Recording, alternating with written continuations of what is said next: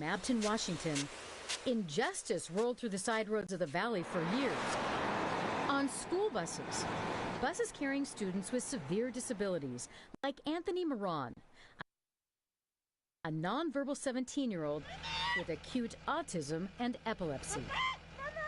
They make it very obvious, that my son's different, and he's going to be receiving, different treatment. Whoa. Here's what was different for Anthony and an unknown number of other kids with the greatest needs.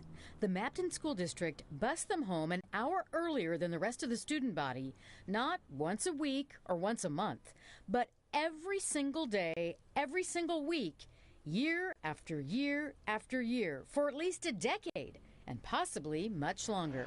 And they lied to me.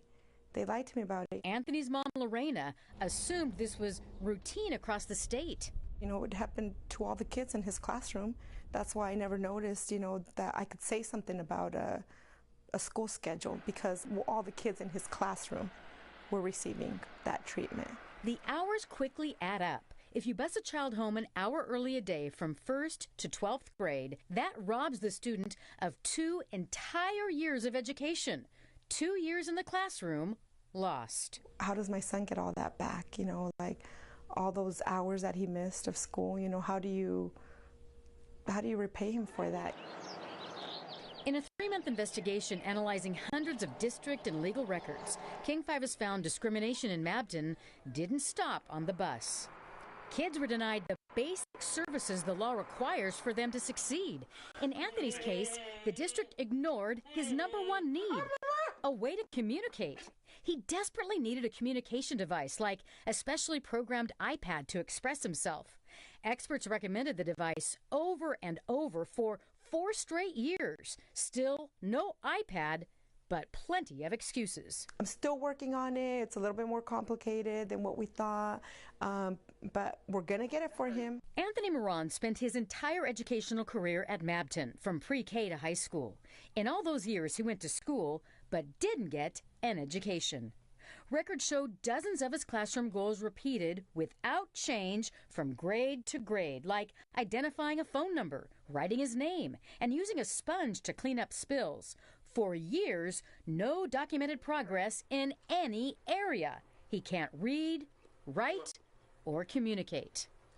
Oh, it's like saying, hey, your child is different. He does not deserve what? Sorry.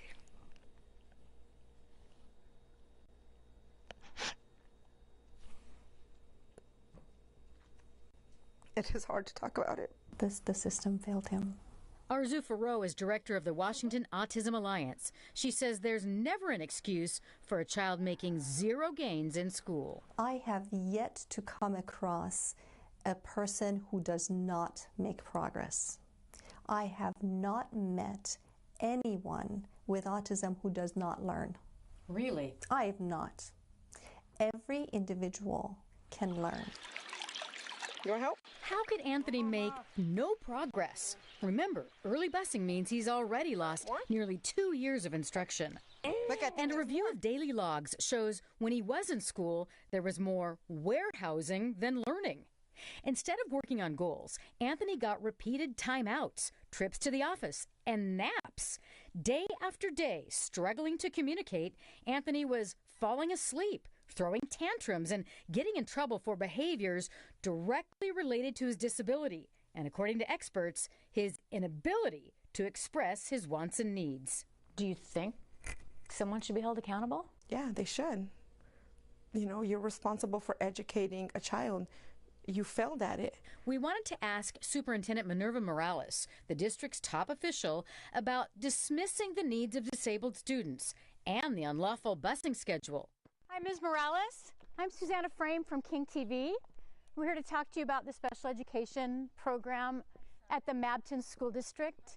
We're wondering why the kids were bused home, the special ed kids were bused home year after year. After she denied our repeated requests for an interview, we found her at home in her front yard. So I'm not. And that's why I'm sorry that we were here, because we were trying to get you at the school and so forth. I'm sorry, I'm not available to talk right now. But I'm sorry, I just can't. Can you respect your privacy, please? Yeah, I can, but don't you have something to say to the students that were bused home early? Back at Anthony's house, his mom wonders what could have been. What's the future for her son, who she says a school district discarded because he was born with a disability? And then they tell you, you know, like, your son's different. He doesn't deserve what other kids have or what other kids are going to get. It's tough. Anthony's family sued the district for not following federal law and failing to provide an education for their son. And the district admitted it. Mabton now must give Anthony one-on-one therapy to try to recover those lost years, and they had to give him that iPad after all. Thanks to Susanna Frame for that report.